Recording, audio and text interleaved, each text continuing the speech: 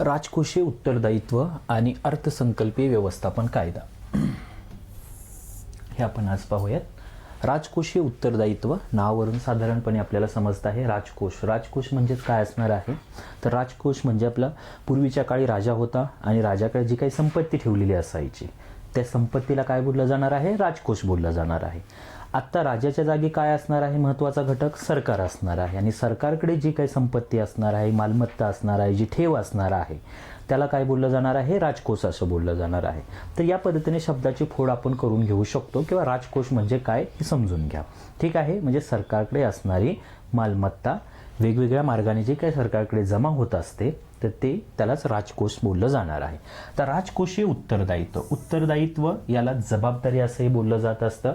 तर जो राजकोष आहे त्या बाबतीत कोणकोणत्या जबाबदाऱ्या सरकारनं पार पाडणं गरजेचं आहे हे या ॲक्टमधून जास्त प्रस्तुत केलेलं आहे किंवा सांगितलेलं आहे। ठीक आहे, आणि अर्थसंकल्पीय व्यवस्थापन अर्थसंकल्प ही संकल्पना सगळ्यांना माहितीच असेल, आपण ज्याला बजेट म्हणत असतो। तर अर्थसंकल्प म्हणजे साधारणपणे सरकारचा एक ताळेबंद असतो, म्हणजे सरकारकडे येणारा पैसा आणि सरकारकडून जाणारा पैसा याचा साधारणपणे लेखाजोखा जो सरकारने मांडलेला असतो तो कुठे मांडलेला असतो तर अर्थसंकल्पामध्ये मांडलेला असतो। आणि अर्थसंकल्प हा महत्त्वाचा दस्तऐवज आहे कोणत्याही सरकारसाठी, कोणत्याही देशासाठी, कारण की त्या अर्थसंकल्पावरूनच देशाची आर्थिक धोरणं ठरत असतात आणि ती धोरणं लागू केली जात असतात। ठीक आहे, तर अर्थसंकल्पाचं व्यवस्थापन म्हणजे अर्थसंकल्प कसा असणं गरजेचं आहे, कोणते घटक अर्थसंकल्पामध्ये असणं गरजेचं आहे या बाबतीत हा कायदा काय करत असतो, भाष्य करत असतो। यालाच काय बोललं जाणार आहे, physical responsibility and budget management act.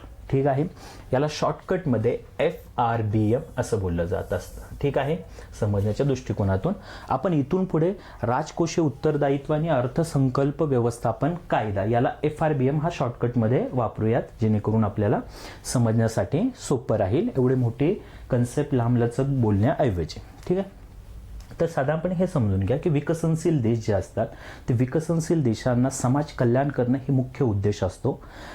गरिबी, बेरोजगारी किंवा आयात निर्यातीच्या बाबतीत तुटीचं प्रमाण जास्त, ह्या अशा काही अडचणी असतात, असमानता जास्त असते, तर अशा पद्धतीचे काय असतात तर अडचणी त्या देशाला फेस कराव्या लागत असतात आणि या अडचणीतून मार्ग काढण्यासाठी सरकार काय करत असतं तर सरकार जास्तीचा खर्च करत असतं किंवा सरकारला जास्तीचा खर्च करावा लागत असतो त्यांना गरिबीच्या बाहेर आणण्यासाठी, बेरोजगारीतून बाहेर काढण्यासाठी किंवा असमानता कमी करण्यासाठी। मग अशा वेळी सरकार काय करत असतं, सरकारकडे जी काही जमा होत असते पैसे त्या जमेतून हा लोकांवरती खर्च करण्याचा तो प्रयत्न सरकारचा असतो। तर अशा ह्याच्यामध्ये काय होत असतं तर सरकारची येणी आणि सरकारची जाणी याच्यामध्ये तफावत तयार होत असते।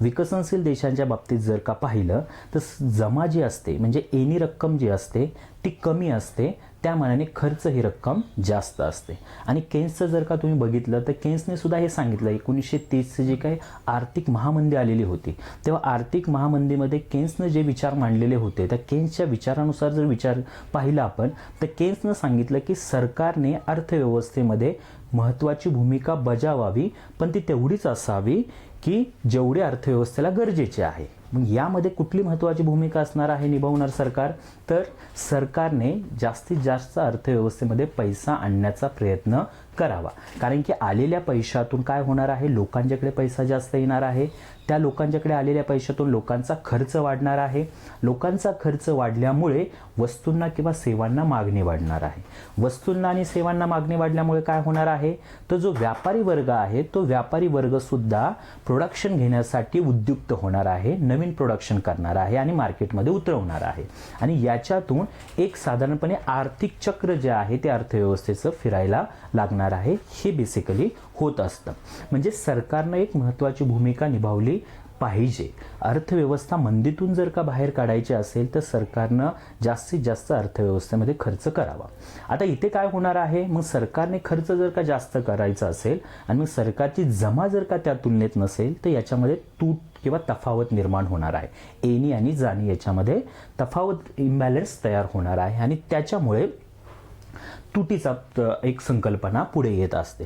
तर तुटीचे वेगवेगळे प्रकार आहेत. राजकोषीय तूट असेल, प्राथमिक तूट असेल किंवा भांडवली तूट असेल, अर्थसंकल्पीय तूट आहे, असे वेगवेगळे प्रकारे तूट आपण काढू शकतो.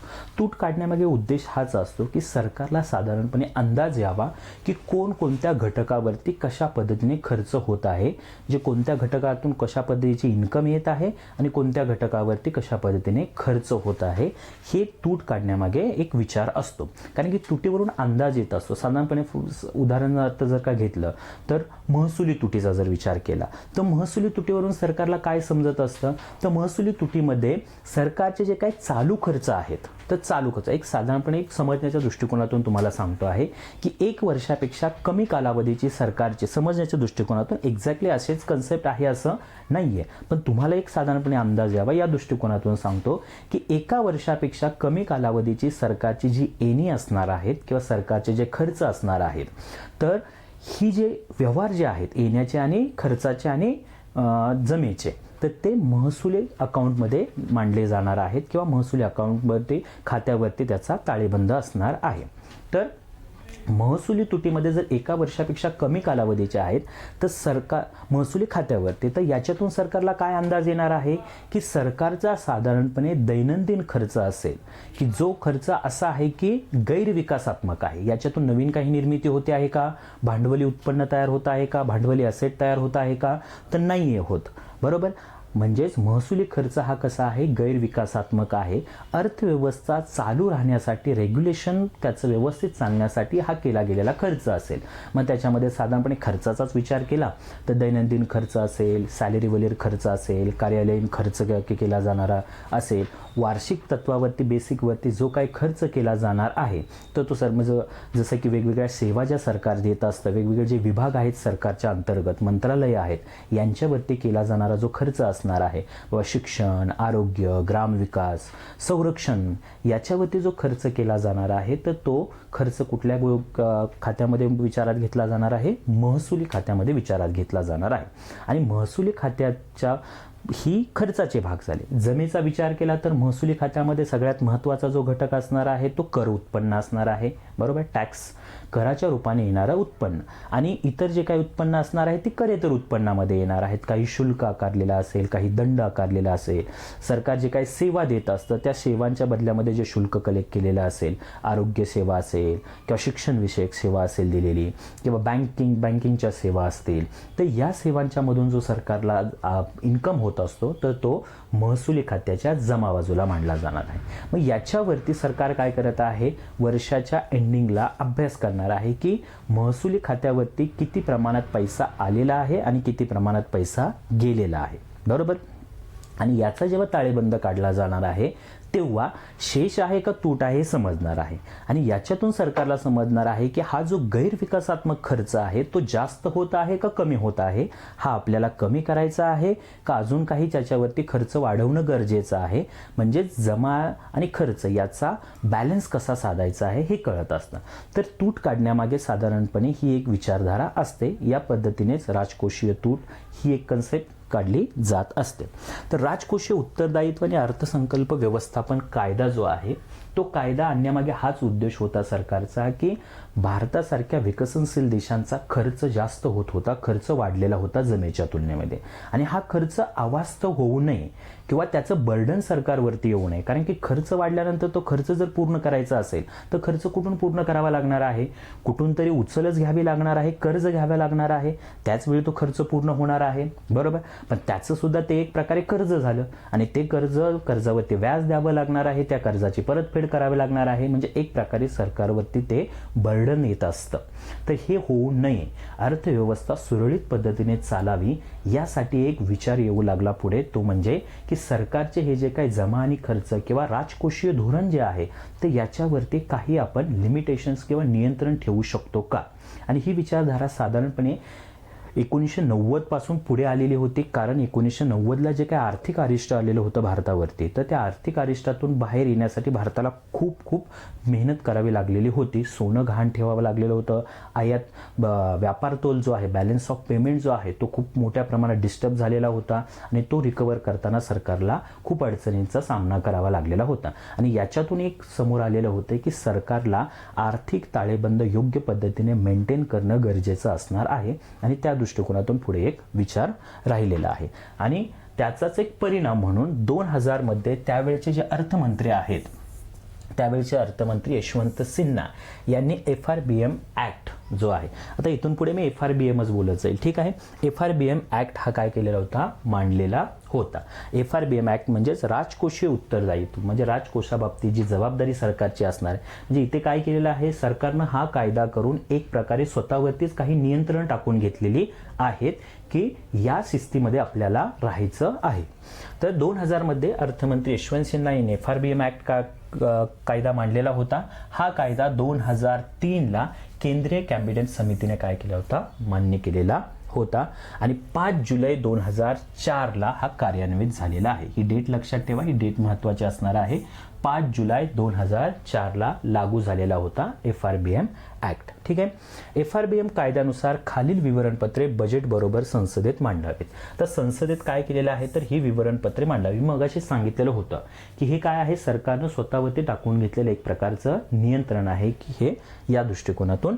तर कोणकोणते विवरणपत्र टाकायचे आहेत, स्टेटमेंट जे आहेत ते बघा. पहिलं आहे ते medium term fiscal policy statement. Medium term म्हणजेच मध्यवर्तीय म्हणू शकता किंवा मध्यावधीचे फिस्कल पॉलिसी म्हणजेच काय असणार, राजकोषीय धोरण, ठीक आहे. इथे मध्यावधीचे लिहितो मी, मध्यावधी राजकोषीय धोरण विवरण पत्र हे मांडलं जाणार आहे. दुसरं मॅक्रो इकॉनॉमिक फ्रेमवर्क स्टेटमेंट, ठीक आहे. म्हणजेच बृहदलक्ष्य अर्थशास्त्र जे आहे त्याचा एक साधारणपणे स्ट्रक्चर साचा कशा पद्धतीने असणार आहे याच्या बाबतीत स्टेटमेंट मांडलं जाणार आहे. आणि तिसरं आहे ते फिस्कल पॉलिसी स्ट्रॅटेजी स्टेटमेंट, म्हणजे फिस्कल पॉलिसीची स्ट्रॅटेजी कशा पद्धतीने असणार आहे. तर हे एक स्टेटमेंट कधी मांडलं जाणार आहे संसदेमध्ये, बजेट बरोबर. हे एक साधारणपणे लक्षात ठेवा. म्हणजे बजेट बरोबर ही 3 स्टेटमेंट जे आहेत किंवा विवरणपत्रे जे आहेत ती संसदेमध्ये मांडण्याचं या कायद्याने काय केलेलं आहे, बंधन टाकलेलं होतं किंवा हे पत्रके जी आहेत ती मांडावीत. आता या पत्रकामध्ये साधारणपणे अंदाज घेतला तर काय असणार आहे बघा, फिस्कल पॉलिसी स्ट्रॅटेजी म्हणजेच काय, जे काय सरकारचं राजकोषीय धोरण आहे. फिस्कल पॉलिसी म्हणजेच राजकोषीय धोरण. सरकारचं जे काय राजकोषीय धोरण आहे, राजकोषीय धोरणला साध्या भाषेमध्ये असं म्हणूयात आपण की पैशाबद्दल सरकारने घेतलेले निर्णय म्हणजेच राजकोषीय धोरण. जे काय सरकारकडे येणारा पैसा आणि जाणारा पैसा आहे त्याच्यासाठी घेतलेले निर्णय हे राजकोषीय धोरणामध्ये असणार आहेत. तर या बाबतीत सरकारने कोणते निर्णय घेतलेले आहेत हे मांडायचं आहे, बरोबर. मग याच्यामध्येच फिजिकल पॉलिसी स्ट्रॅटेजीमध्ये बाबा महसुली तूट काय असणार आहे, राजकोषीय तूट काय असणार आहे, प्राथमिक तूट किती प्रमाणात असणार आहे, सरकारकडे येणारा पैसा जाणारा पैसा या बाबतीत काय धोरणं ठरवलेली आहेत की हे मांडलं जाणार आहे, ठीक आहे. मॅक्रो इकॉनॉमिक फ्रेमवर्क म्हणजे काय, जे काही आपली समग्र अर्थव्यवस्था आहे तर समग्र अर्थव्यवस्थाचा विकास करण्याबाबतीत, वाढ करण्याबाबतीत, ग्रोथ मेंटेन करण्याबाबतीत सरकारनं कोणती स्ट्रॅटेजी बनवलेली आहे हे सांगितलं जाणार आहे. आणि मीडियम टर्म फिस्कल पॉलिसी, आता साधारणपणे बघितलं तर अर्थसंकल्प हा 1 वर्षासाठी मांडला जात असतो, बरोबर. पण 1 वर्षाचा जरा कालावधी जर विचार घेतला तर खूप लॉंग टर्मचा असतो. इकॉनॉमिकल जर का सायकल बघितलं तर मंदी तेजी ही खूप कमीवालं कालावधीमध्ये सुद्धा येऊ शकते, बरोबर. मग 1 वर्षासाठी जर धोरण ठरवलेलं असेल तर ते 1 वर्ष त्याच्यासाठी वाट पाहणं किंवा त्याचे आउटपुट येण्यासाठी थांबणं हे योग्य आहे का, तर असणार नाहीये. सरकारला काळानुसार किंवा अर्थव्यवस्थेच्या स्थितीनुसार निर्णय घेणं गरजेचं असणार आहे. आणि या दृष्टिकोनातून एक medium term fiscal policy statement, एक विवरणपत्र मांडण्याचा विचार पुढे आलेला होता की जेणेकरून मीडियम टर्ममध्ये काय केलं जावं ते पाहिलं जावं की आपण जी लक्ष्य निश्चित केलेली आहेत ती योग्य पद्धतीने राबवली जात आहेत का नाहीत, ठीक आहे. तर हे लक्षात ठेवा कोणकोणते आहेत ते. नंतर मध्यावधी खर्चाच्या आराखड्याचे विवरणपत्र, मध्यावधी खर्च जो काय होणार आहे, ठीक आहे, ठीक आहे. Medium term expenses physical statement हे चौथे विवरणपत्र काय केलं जाणार आहे, मांडलं जाणार आहे. परंतु ते कधी मांडलं जाणार आहे बघा, हे चौथं विवरणपत्र अर्थसंकल्पीय अधिवेशनाच्या पुढील संसदीय अधिवेशनामध्ये मांडलं जाणार आहे. म्हणजेच अर्थसंकल्पीय जे अधिवेशन होणार आहे, अर्थसंकल्पीय अधिवेशन कोणत्या कालामध्ये होत असतं, फेब्रुवारी मार्च या कालावधीमध्ये होत असतं. साधारणपणे 3 अधिवेशनं वर्षाच्या बेसवरती होत असतात आणि त्याच्यापैकी एक आहे ते अर्थसंकल्पीय अधिवेशन आहे.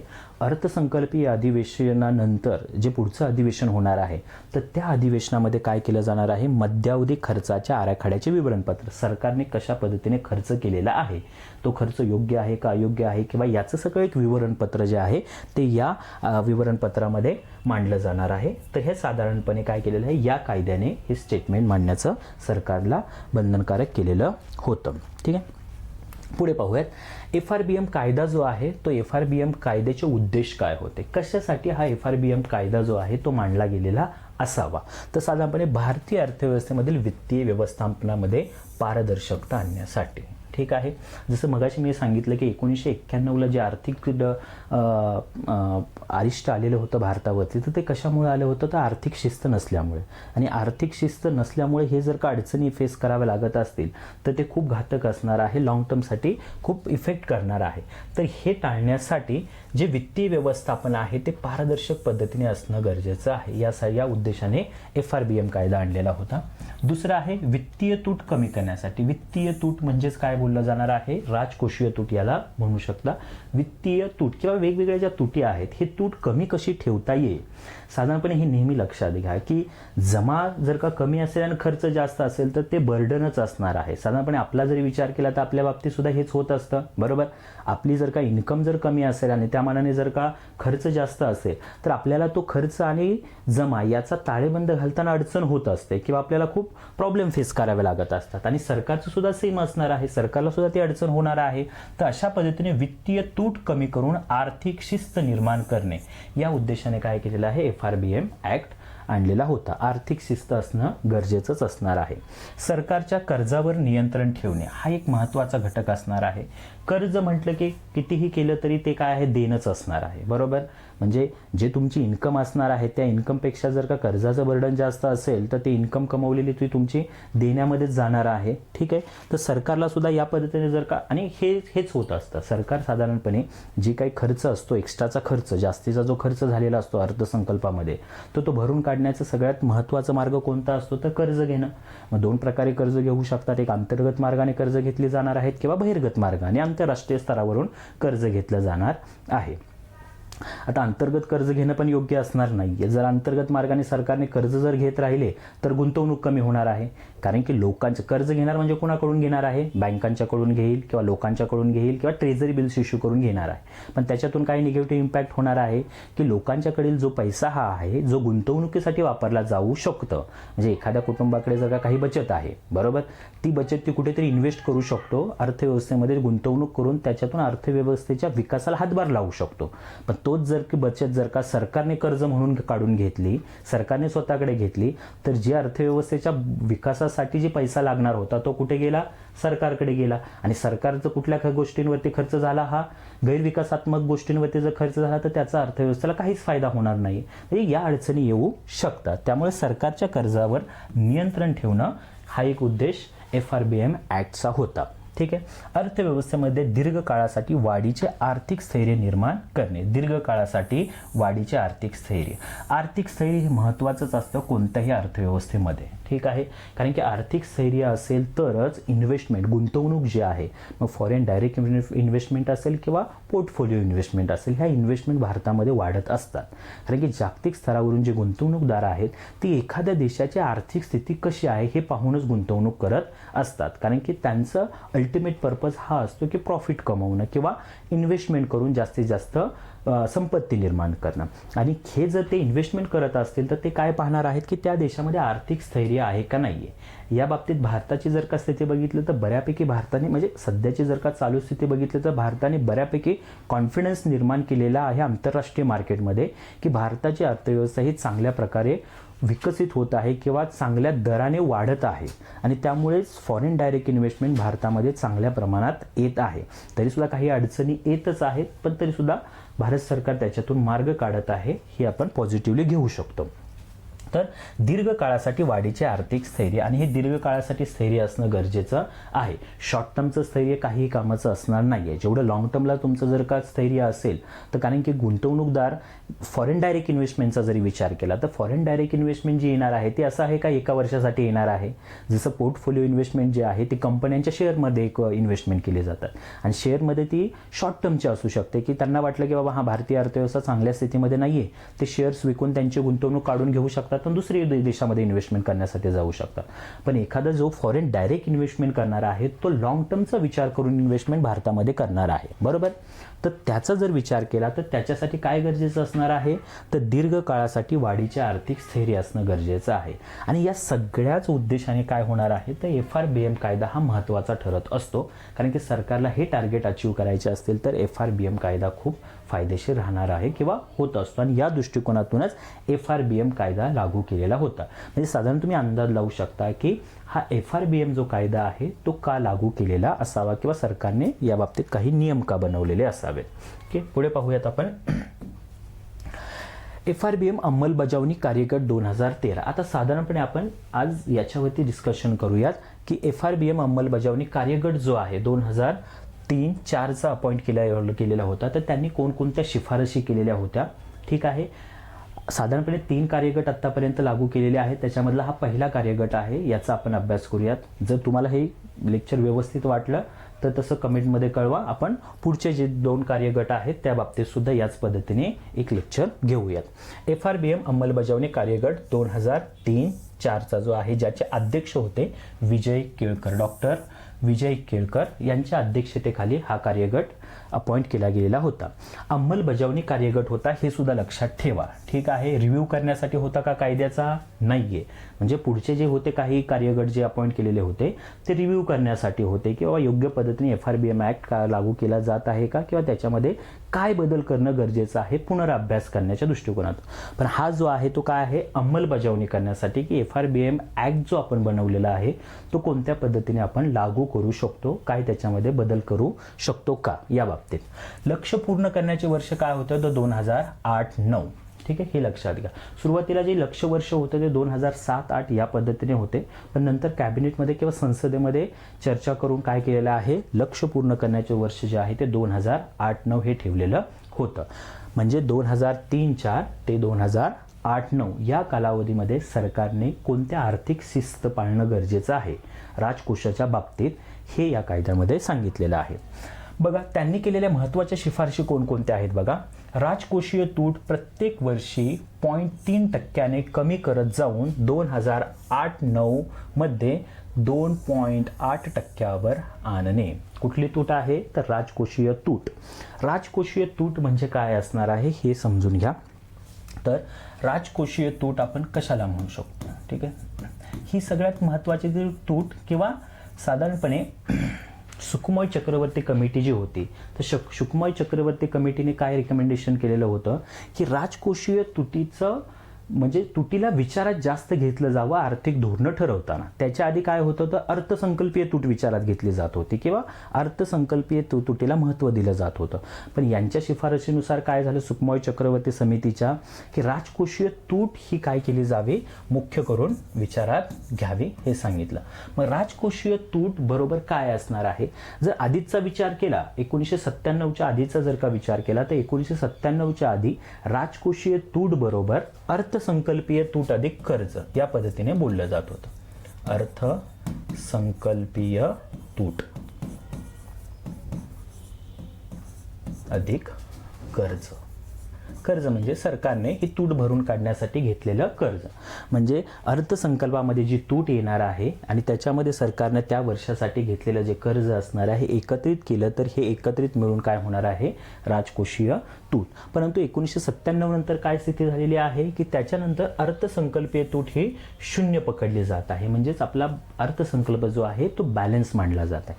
अर्थसंकल्पीय तूट म्हणजे काय असणार आहे, सरकारकडे येणारी एकूण जमा आणि एकूण खर्च याच्यामधला जो तफावत असणार आहे तो म्हणजे अर्थसंकल्पीय तूट.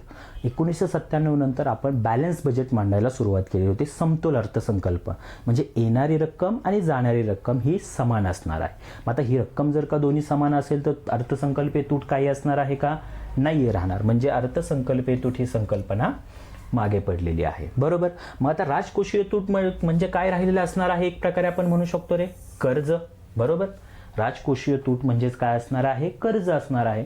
म्हणजे सरकारने येणारा पैसा आणि जाणारा पैसा याच्यामध्ये जो तफावत आहे, बरोबर, खर्च जो जास्तीचा असणार आहे जमेपेक्षा, तो जास्तीचा खर्च भरून काढण्यासाठी जे मार्ग वापरलेले असणार आहेत ते मार्ग म्हणजेच काय असणार किंवा ती रक्कम म्हणजेच काय असणार आहे? राजकोषीय तूट असणार आहे. यालाच एक प्रकारे आपण कर्ज म्हणू शकतो. ठीक आहे. तर ही राजकोषीय तूट असणार आहे.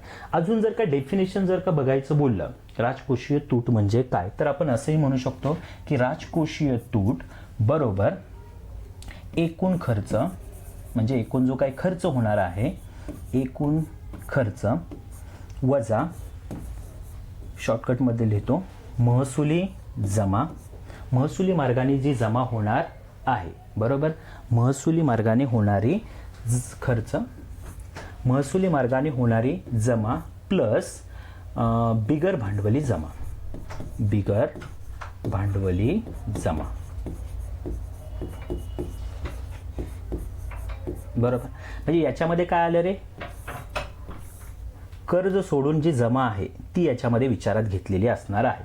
एकूण खर्चातून जर का महसुली जमा अधिक बिगर भांडवली जमा वजा केलं तर राहिलेली काय असणार आहे? राजकोषीय तूट असणार आहे.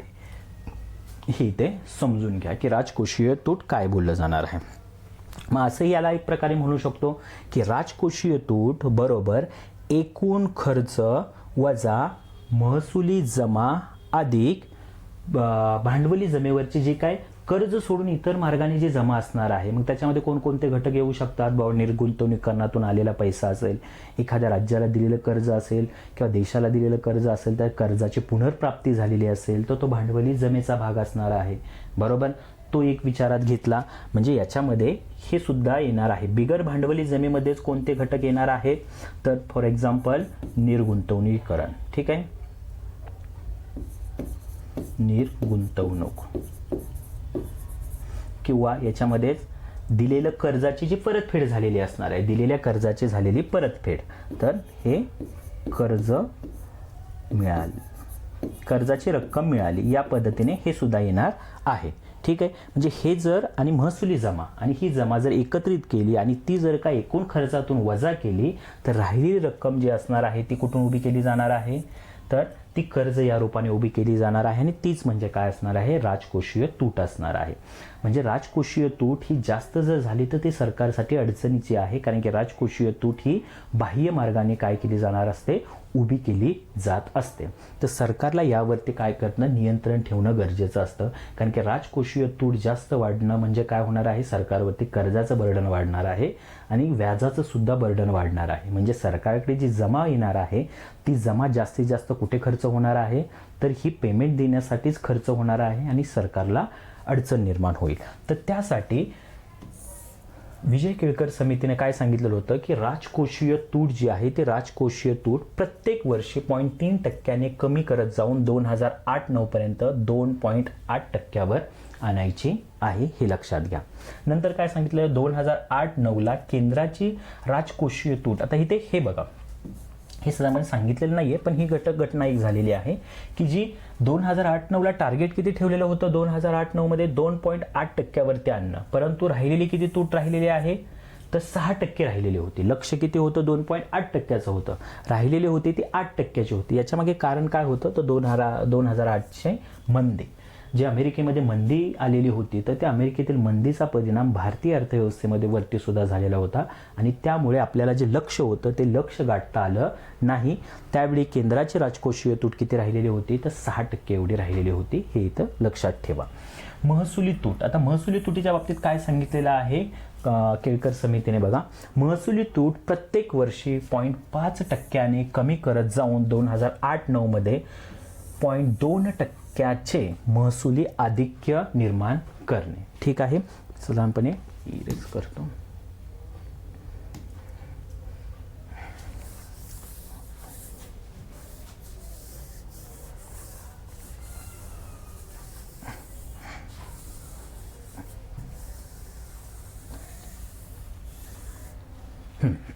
साधारणपणे महसुली तूट प्रत्येक वर्षी 0.5% कमी करत जाऊन 2008मध्ये 2.2% महसुली आधिक्य निर्माण करणे. महसुली तूट म्हणजे काय असणार आहे तर हे पहा, महसुली तूट म्हणजे सरकारचं जे काय अर्थसंकल्प असतो त्या अर्थसंकल्पामध्ये दोन खाते असतात. एक आहे भांडवली खाते आणि दुसरं आहे महसुली खाते.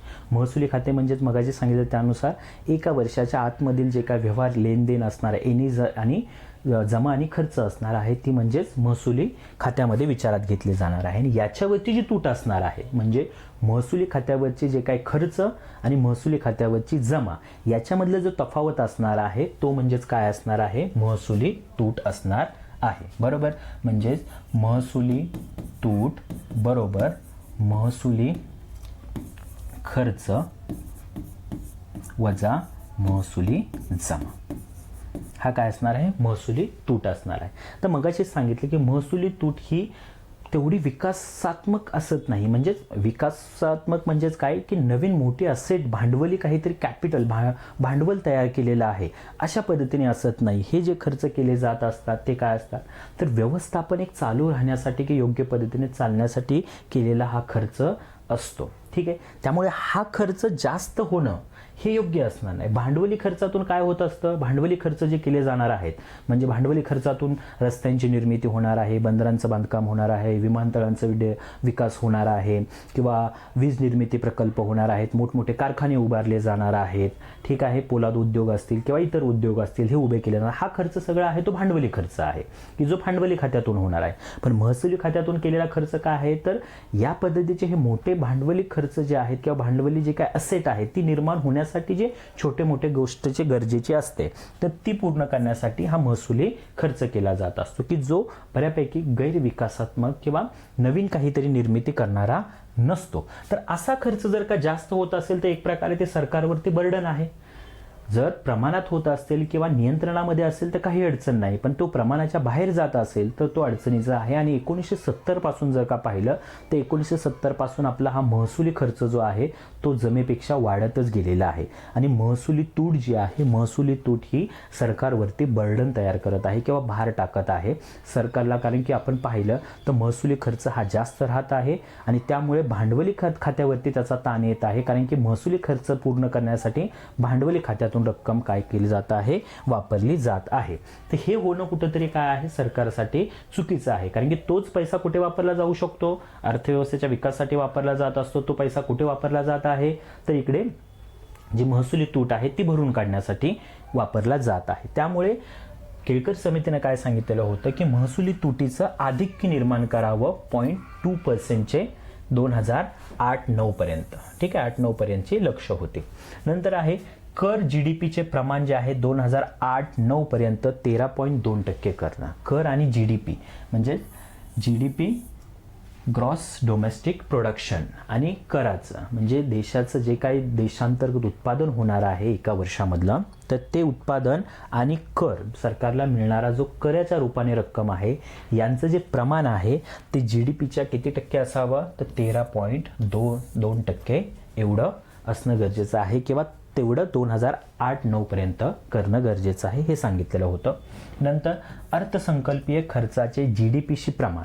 अर्थसंकल्पीय जो खर्च केला जाणार आहे, अर्थसंकल्पाच्या मार्गाने जो खर्च केला जाणार आहे तो जीडीपीच्या 2008-9 पर्यंत 14.3% असावा. 14.3% एवढा खर्च जीडीपीचा असावा. कुठला खर्च?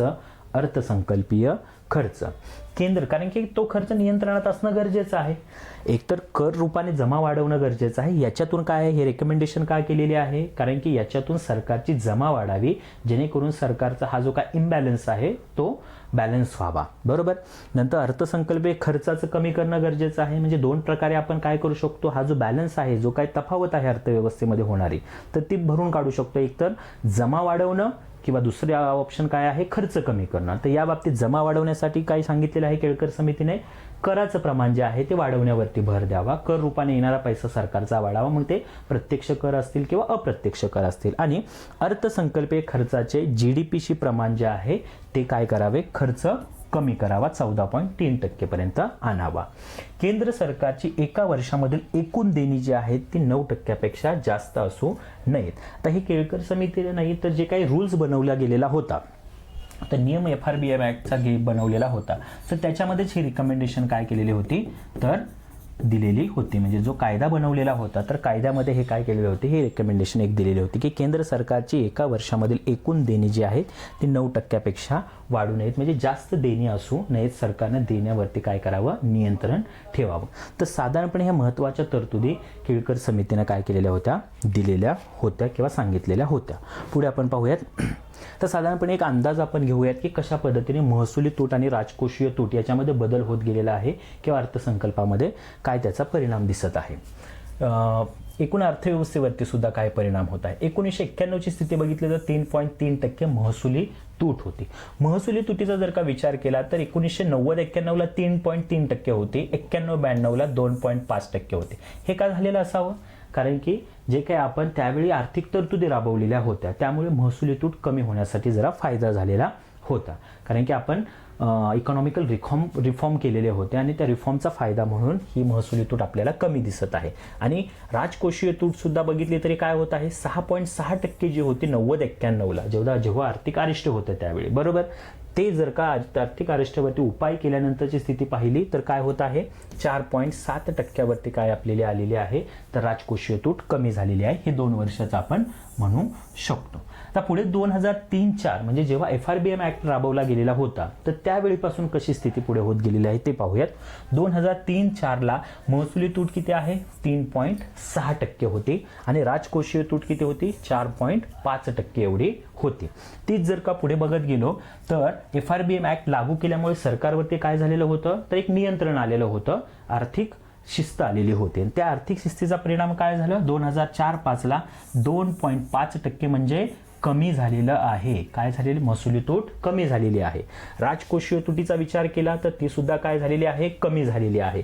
पुढे बघत जाऊयात आपण. 5-6ला 2.7 आलं, 6-7ला 1.1 आहे, 7-8ला 1.1च आहे. म्हणजे साधारणपणे तुम्ही बघितलं तर हा ट्रेंड इथून जर का बघितलं तर बऱ्यापैकी आपण काय म्हणू शकतो, हा कमी महसुली तूट होत गेलेली आहे. म्हणजेच FRBM ॲक्टचा परिणाम दिसत होता किंवा जाणवत होता की महसुली तूट कमी जाणवते आहे. इकडे जर पाहिलं तर काय आहे बघा, इथून साधारणपणे जर का स्थिती पाहिली तर 2007-8 पर्यंत 4.5% राजकोषीय तूट होती, 4% होती, 4.1% होती, 3.3% होती, 2.6% होती. म्हणजे FRBM कायदा राबवल्यानंतरची स्थिती राजकोषीय तूट सुद्धा आपण काय करत होतो, कंट्रोलमध्ये ठेवलेली होती किंवा नियंत्रणात आणलेली होती. हे साधारणपणे इथे समजून घ्या, ठीक आहे. पण पुढे 8-9चं जे काही लक्ष वर्ष होतं त्या 8-9च्या लक्ष वर्षामध्ये साधारणपणे पाहिलं तर काय दिसते आहे रे, इथे 4.5% म्हणजे महसुली तूट वाढलेली आहे, बरोबर. आणि इकडे राजकोषीय तूट सुद्धा काय झालेली आहे, वाढलेली आहे. आता ह्याच्या मागे कारण काय आहे, तर आर्थिक मंदी, जी जागतिक स्तरावरती आर्थिक मंदी आलेली होती त्या आर्थिक मंदीचा परिणाम भारतावरती सुद्धा झाला. आणि भारताने जे FRBM ॲक्टच्या अंतर्गत जे काही शिस्त आणलेली होती त्या शिस्त आपल्याला काय करावं लागली, शिस्त जी आहे ती मोडलेली होती. म्हणजे सरकारला काय करावं लागलं होतं, जी अर्थव्यवस्था मंदीमध्ये गेलेली आहे ती बाहेर काढण्यासाठी एक्सेस खर्च सरकारला करावा लागला. कारण की अर्थव्यवस्था मंदीतून बाहेर काढायची असेल तर सरकारलाच खर्च वाढवावा लागतो. सरकारने जर खर्च वाढवला तरच ॲक्टिव्हिटी म्हणजे जे काय इकॉनॉमिकल ॲक्टिव्हिटी ज्या आहेत त्या वाढणार आहेत आणि अर्थव्यवस्था मंदीतून बाहेर येण्यासाठी फायदा होणार आहे. मग त्यासाठी सरकारला खर्च वाढवावा लागणार आहे. मग सरकारचा जर खर्च वाढणार आहे तर खर्च वाढणार म्हणजे सरकारचे काय वाढणार आहे, तुमचे राजकोषीय तूट वाढणार आहे, प्लस ते महसुली तुटीवरती सुद्धा त्याचा परिणाम होणार आहे, महसुली तूट सुद्धा वाढणार आहे. तर इथे आर्थिक मंदीचा परिणाम म्हणजे काय झालेलं होतं, तर ही स्थिती झालेली होती की राजकोषीय तूट आणि महसुली तूट जी आहे ती वाढलेली होती. ही या पद्धतीने स्ट्रक्चर आहे. 2009-10ला जर का बघितलं तर 5.2% म्हणजे वाढतच गेलेला आहे आणि 6.5% हे वाढतं राहिलेलं आहे. तर या पद्धतीने FRBM ॲक्टचा काय परिणाम झालेला होता, 2008-9ला काय स्थिती झालेली होती हे आपण इथं या आकडेवारीवरून पाहू शकतो. पुढे FRBM धोरणाबाबत टीका. आता टीका काय होत असते की हे जे धोरण राबवलं किंवा कायदा जो लागू केला गेलेला होता तर त्या कायद्याबाबतीत काही टीका सुद्धा होणार आहे, बरोबर. कारण की जसे त्याचे काही फायदे असणार आहेत, काही तोटे सुद्धा दिसणार आहेत किंवा काही निगेटिव्ह ॲनालिसिस सुद्धा असणार आहे. तर त्याच्यामध्ये बघा, सामाजिक आणि आर्थिक पायाभूत सुविधांवरील विकास खर्चाची तडजोड करून वर्षानुवर्षे भांडवली अधिशेष निर्माण केल्यास आर्थिक वाढीवर नकारात्मक परिणाम होऊ शकतो, बरोबर. म्हणजे सामाजिक आणि पायाभूत सुविधांच्या विकासावरील खर्चाची तडजोड. इथे काय आहे बघा, पायाभूत सुविधांच्या विकासावरचा म्हणजे पायाभूत सुविधा म्हणजे कुठला खर्च असेल रे, हा भांडवली खर्च असणार आहे, बरोबर. भांडवली खर्च, बरोबर. आता भांडवली खर्च म्हणजे आपल्याला आर्थिक शिस्त ठेवायची आहे. FRBM ऍक्ट मधून काय केलेलं आहे आपण, राजकोषीय आपली तूट जी आहे ती कमी करण्यावरती भर दिलेला होता. पण ते करताना हे पण पाहणं गरजेचं आहे की आपण जे काही पायाभूत सुविधांचा विकास होणं गरजेचं आहे तिथं त्या प्रमाणात खर्च पण होणं गरजेचं आहे. जर आपण खर्च टाळतच गेलो तर तो अर्थव्यवस्थेसाठी घातक असणार आहे आणि एकूणच जो भांडवली अधिशेष निर्माण होईल परंतु तो काय होणार आहे, आर्थिक वाढीसाठी नकारात्मक असणार आहे ना. भांडवली अधिशेष होईल तयार परंतु तो तेवढा योग्य असणार आहे का, नाहीये. म्हणजे अनावश्यक पद्धतीने जर का तुम्ही नियंत्रण ठेवत गेला तर तो सुद्धा नकारात्मक परिणाम करणार आहे असं काही अर्थतज्ञांना इथं वाटतं आहे की FRBM ऍक्ट तर ठीक आहे, शिस्त आणण्यासाठी योग्य आहे, पण ती शिस्त एवढी पण होऊ नये की त्या शिस्तीचे नकारात्मक परिणाम दिसतील. नंतर FRBM कायदा खालील गृहीतकांवरती म्हणजे काही गोष्टी गृहीत धरलेल्या होत्या की अशा पद्धतीने आर्थिक स्थिती असेल तर काय होईल, ठीक आहे. तर चूक आहे, काही गृहीतकावर आधारलेला आहे जो चूक आहे. म्हणजे काही गृहीतकं जी धरलेली होती ती गृहीतकं चुकीची असू शकतात असं त्यांना म्हणायचं आहे. कमी वित्तीय तूट असेल तरच शाश्वत आर्थिक विकास होत असतो. म्हणजे हे प्रत्येक वेळी हे पकडणं योग्य असणार नाही. काय की कमी वित्तीय तूट असणं म्हणजे फिजिकल डेफिसिट जे आहे, बरोबर, राजकोषीय तूट जी आहे ती कमी असेल तर त्याच्यातूनच आर्थिक विकास, शाश्वत आर्थिक विकास साध्य होणार आहेत. इतरही बरीच कारणं असणार आहेत, ठीक आहे, याला नियंत्रित करण्यासाठी. त्यामुळे हे फक्त कारण पकडून चालणं योग्य असणार नाही असं त्यांना म्हणायचं आहे. वित्तीय तूट जास्त असल्यास महागाई वाढते, हे गृहीतक जे आहे ते गृहीतक सुद्धा चुकीचं आहे की वित्तीय तूट फक्त जास्त आहे म्हणून महागाई वाढणार आहे, असं आहे का, तर नाही. वित्तीय तूट जास्त असणार म्हणजे काय होणार आहे, सरकार जास्तीचा खर्च करत आहे. सरकार जास्तीचा खर्च करत आहे म्हणजे मागणीच्या बाजूने काय होत आहे, मागणी वाढत आहे आणि मागणी वाढणार आहे म्हणजेच वस्तूच्या किमती वाढणार आहेत. हे वित्तीय तूट जास्त असल्यामुळे होणार आहे. परंतु फक्त तेच कारण असणार आहे का, नाहीये, इतरही कारणं महागाई वाढण्यावरती असू शकतात, बरोबर. जसे की पुरवठ्याच्या बाजूची सुद्धा काही कारणं असणार आहेत महागाई वाढण्यासाठी. त्यामुळे ही एकच कारण वित्तीय तूट हे फक्त पकडणं योग्य असणार नाहीये असं त्यांना म्हणायचं आहे, ठीक आहे. मोठी वित्तीय तूट अर्थव्यवस्थेची बाह्य असुरक्षा वाढवते, ठीक आहे. हे एक अझम्पशन जे आहे किंवा हे जे गृहीतक पकडलेलं आहे की मोठी वित्तीय तूट आहे म्हणजे काय आहे, अर्थव्यवस्थेचे बाह्यचे म्हणजे इंटरनॅशनल लेवलवरचे जे काही गोष्ट आर्थिक घडामोडी आहेत त्याच्यामध्ये देशाला असुरक्षितता वाटत असते. तर हे पकडणं सुद्धा चुकीचं असणार आहे की मोठी वित्तीय तूट असणे म्हणजे अर्थव्यवस्थेची बाह्य असुरक्षितता प्रत्येक वेळी वाढते असं नाहीये. बाह्य असुरक्षितता वाढण्यासाठी इतरही काही कारणं असू शकतात, राजकीय कारणं असू शकतात, सामाजिक कारणं असू शकतात.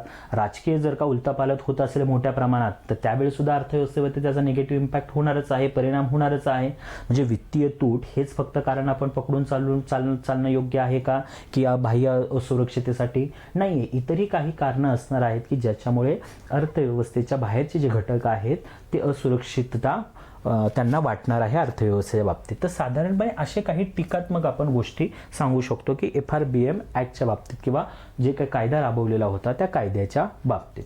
तर साधारणपणे हा होता FRBM ऍक्ट आणि विजय केळकर समितीने ज्या काही शिफारशी केलेल्या होतात या शिफारशीच्या बाबतीत आपण अभ्यास केलेला आहे, ठीक आहे.